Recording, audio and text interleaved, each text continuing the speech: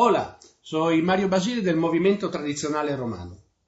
¿Por qué hablamos del latín hoy? Bueno, seguramente por la belleza de ese lenguaje y por amor a los estudios clásicos, pero en nuestro contexto la verdadera respuesta está en la ortopraxis, es decir, en la correcta realización de los rituales, que es uno de los pilares de la práctica religiosa gentilicia tradicional. Si realmente queremos dar un fundamento teológico, entonces podemos recurrir a la filosofía, siempre con la atención que es una explicación externa a la religión, pero cómoda. De hecho, Proclo, en su obra sistemática, retomando la tradición neoplatónica de la línea de Jámblico, introduce el proceso de simpatía en el ámbito de la visión de la divina providencia. Cuando el oficiante se dirige a una divinidad en particular, puede elevarse a niveles más altos de conciencia utilizando los símbolos, sonidos y objetos que definen y conducen a esa divinidad específica. Por eso, cuando uno se dirige a Diana utilizando el chino con un trasfondo de samba, eso no puede ayudar, por cierto, y eso es intuitivo. Si los símbolos y las palabras son correctas, entonces uno se acerca a la divinidad y se crea un flujo ascensional, según la teología neoplatónica, que permite al oficiante acercarse a la divinidad en una visión mística. Volviendo a la visión pragmática puramente romana, sin la ayuda de la filosofía, todo esto se registra simplemente con la eficacia del culto. De todas formas, la visión pragmática y la visión filosófica destacan la misma conclusión. De este punto de vista, el uso del latín es funcional, no es ideológico. Déjame explicar. El latín no es la lengua sagrada. Los idiomas son una característica totalmente humana. No podemos pensar a edades que sean tan limitadas que no entienden otros idiomas. Sin embargo, cada cultura tiende a defender la sacralidad y la antigüedad de su propia lengua, perdiendo así la vista universal del mensaje. Eso sucedió con los antiguos sumerios, con los egipcios, pero todavía hoy eso pasa con el sánscrito, a veces con el griego, con el hebreo, y también sucedió con el latín, pero no en la religión gentilicia. Hoy contamos con el apoyo de la lingüística, que es una ciencia, para desmantelar muchos castillos ideológicos y falsos sobre las lenguas que pretenden ser la origen de todas las otras. Aunque lamentablemente quien está cegado por la ideología es puramente no va aceptando la razón, eso es lo que pasa. Pero de todas formas, volviendo a nosotros, el uso del latín no es ideológico, es puramente para un sentido práctico romano de la efectividad de los rituales de la religión gentilicia.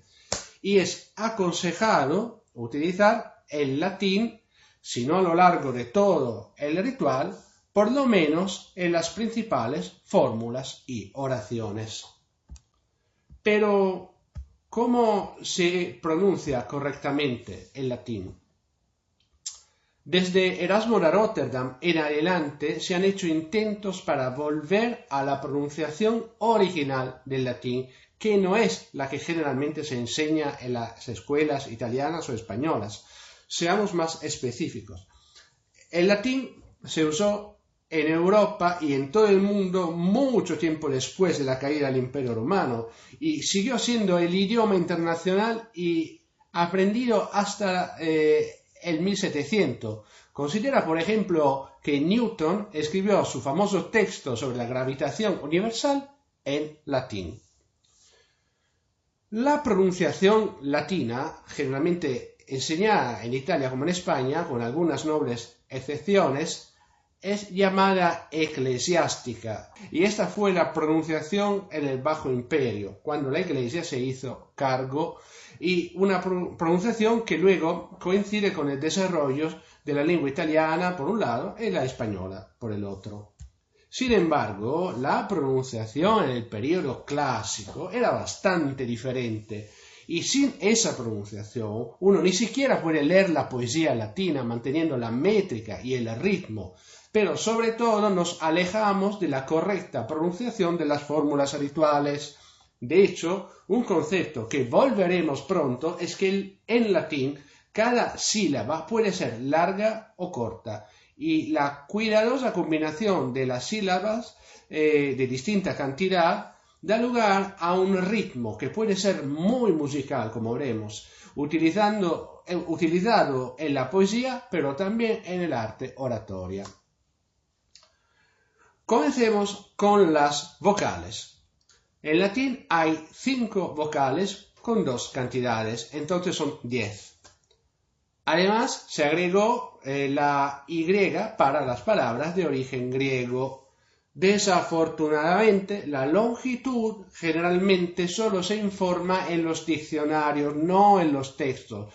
Por aquellos que estudian latín deben hacer un esfuerzo para aprender las palabras con la cantidad de las vocales. Eso lo recomiendo, ¿sí? Las vocales cortas generalmente no están marcadas o tienen una marca corta encima de ellas. Las vocales largas deben estar marcadas o con un acento plano, que es como una raya horizontal arriba, o con un acento agudo, según el uso en el mundo clásico.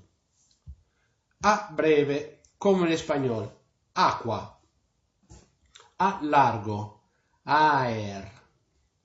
E breve, ecus. E larga, evasio. En este caso, la E larga es un prefijo que se agrega a los verbos para dar la idea de alejamiento. Por ejemplo, educó, conducir afuera de uno mismo, eluro, evitar. La I tiene 3 sonidos, puede ser una vocal o una semivocal. Como vocal puede ser larga o corta. Corto, imago. Y larga, ignis. Consonante, llanua. Ese sonido existe en castellano, así no hay problema. Generalmente frente a una vocal, la I es semiconsonántica. El alfabeto latino usaba el mismo signo para la vocal I, la consonántica I, y más tarde se introdujo la J como I larga en el alfabeto, pero nosotros preferimos mantener la I, además porque en castellano la J se convirtió en un sonido aspirado que no tiene nada que ver con la Y que había inicialmente. Vamos con la O. O breve, oculus. O largo, ovum. Para la U, como para la I, hay 3 sonidos. Vocal larga y corta y semiconsonante. U corta, humerus. U larga, uva. U semiconsonante, vicus. De hecho, en latín clásico no había distinción entre U y vi. Se usaba un solo símbolo. Por lo tanto, uva se escribía VVA. Hoy en día generalmente se prefiere distinguir, incluso si algunos textos latinos usan la U tanto para la vocal como para la semiconsonante. De todas formas, es importante considerar que el latín originalmente no era una V como se hace en italiano, con los incisivos en los labios, sino era labios sobre labios como la W inglesa de William. Por tanto, sería uva, Venus, vultus. Y griego. En las palabras de origen griego se lee como la U francesa y puede abreviarse como, y puede ser también breve como en hipotenusa. Y puede ser también largo en la palabra como hyle, materia. Lo encontramos sobre todo en términos tomados de la mitología, de la matemática o de la filosofía griega. Terminamos con un par de diptongos importantes. AE. AE se lee AE come Caesar, no César. No Caesar, Caesar. El acento va sobre la A, el tono va sobre la A, Caesar. OE se lee OE come in poena. AU se lee AU come aurum. EU se lee como EU, seu, sí. Luego podemos seguir con el orden del alfabeto. B como la B española en el inicio de palabras, no en posición mediana, en el inicio de palabras. Así que vos, buey. En medio de la palabra, la B sigue manteniendo este sonido B, no es evaporada como en español, B, ¿ok? B. En el medio de la palabra puede ser también doble, pero son casos muy raros de origen extranjero. La C es muy diferente del castellano, porque la llamada palatización tuvo lugar a finales del imperio. Así que la C es siempre dura, como la capa griega, ¿sí? Diremos civis, ciudadano, y centum, 100. Y atención, por razones relacionadas al desarrollo del alfabeto, el símbolo C indicaba originariamente el sonido G. Todavía lo encontramos en las abreviaturas de los nombres. Por ejemplo, CN está para Neus, C está para Gaius. Y algunas palabras conservan de todas formas la capa original, como calendae. La C en posición media puede ser doble, como ocasus, la puesta del sol. Para los españoles puede ser difícil por no tener dobles consonantes en castellanos, con una excepción como la R.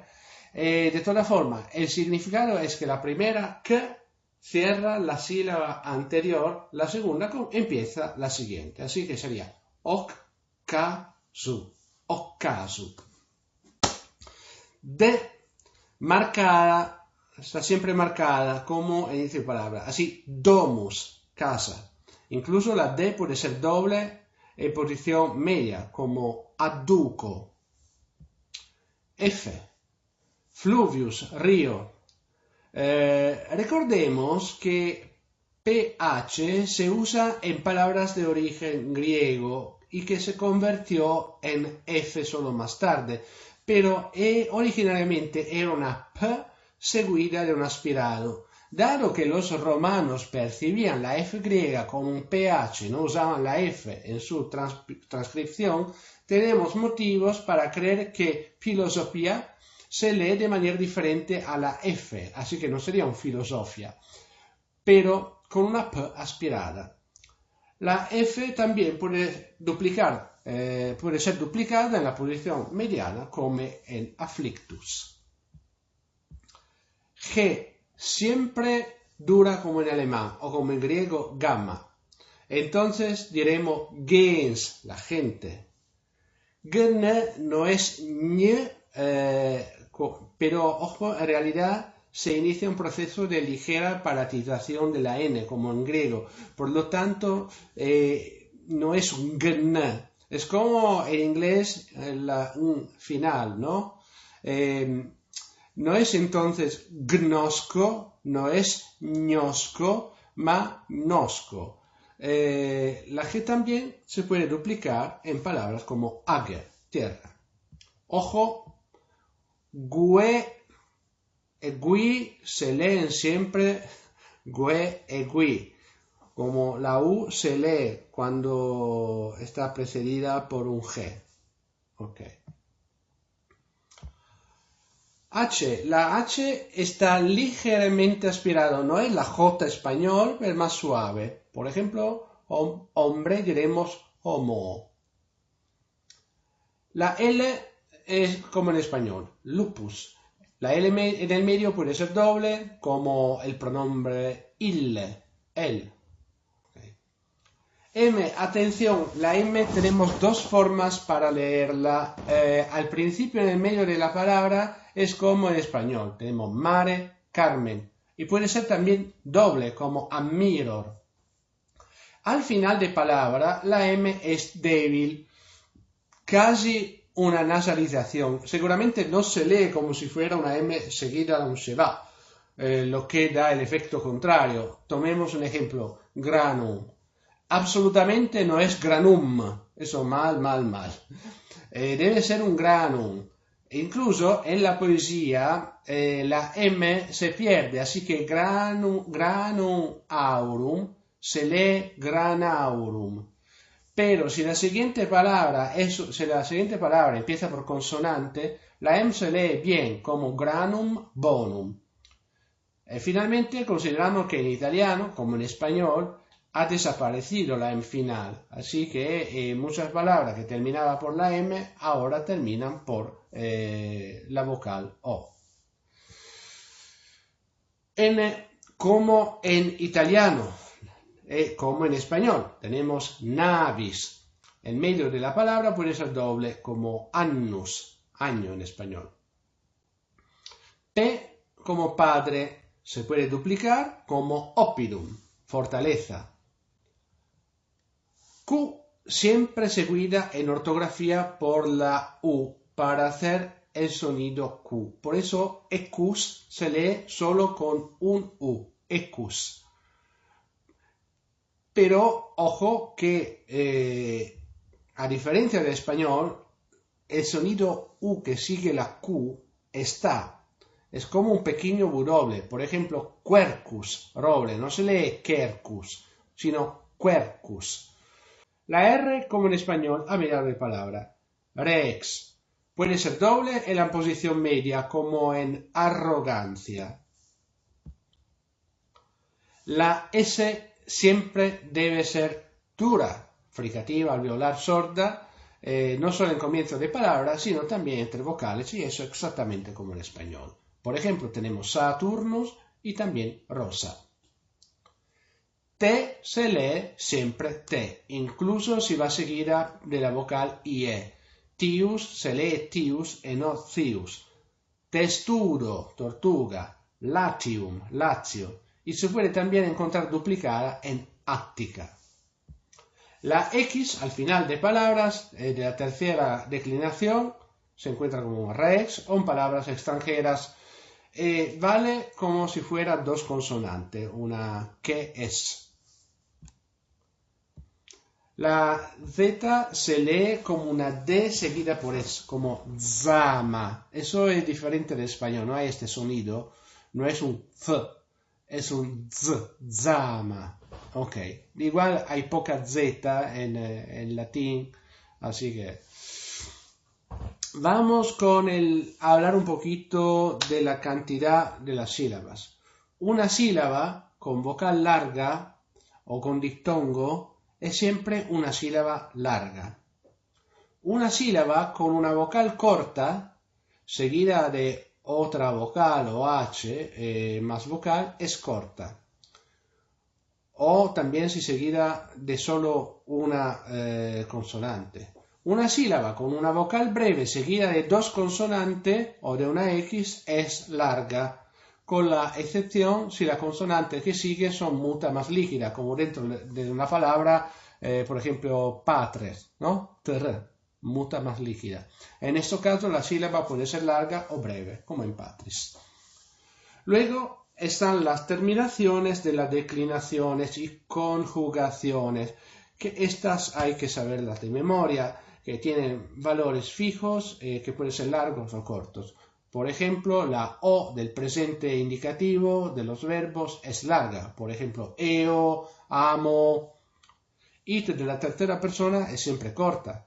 Hay que estudiarlo y por suerte son un número finito de casos, así que no es un esfuerzo muy grande. En la poesía se definen los pies como combinación repetida de sílabas largas y cortas. Por ejemplo, hay el dáctilos que larga, breve, breve, y el espondeo, larga, larga. Varios pies combinados forman un verso. Muy utilizado es el hexámetro con el estilo ta ta ta ta ta ta ta ta ta ta ta ta ta ta ta ta. donde podéis ver que donde hay un signo de larga sobre dos breves, quiere decir que se puede sustituir. Por ejemplo, puede ser ta, ta, ta, ta, ta, ta, ta, ta, ta, ta, ta, ta, ta, ta. Ok. Ahora vamos a tomar un ejemplo de la metamorfosis de Ovidio, donde se puede apreciar la musicalidad de la lengua latina cuando se lee correctamente, manteniendo la longitud natural de las sílabas. Ante mare terras et quod tegit omnia caelum unus erat to natura e vultus in orbe, quem dixere chaos rudisindi gestaque moles, nequi quam nisi pondus iner con gestaque odem, non bene junctarum discordia semina rerum. Nullus aduc mundo praebebat lumina tita, nec nova crescendo reparabat cornua puebe, nec circumpus pendebat in aere tellus, ponderibus librata suis, net brachia longo, margine terrarum porrexerat ampitrite, utquerat et tellus illicet pontus et aer, sic erat instabilis tellus innabilis unda, lucis egens aer nulli sua forma manebat, obstabat qualis aliud, quia corpor in uno, frigida pugna ban calidis umentia siccis, mollia cum duris sine pondera bentia pondus. Bueno, en conclusión, no era mi intención hacer un curso de prosodia y métrica latina, sino explicar la pronunciación para la correcta formulación en los rituales. Espero que esta introducción te sea útil. Entonces, vale bene, empaque de orum.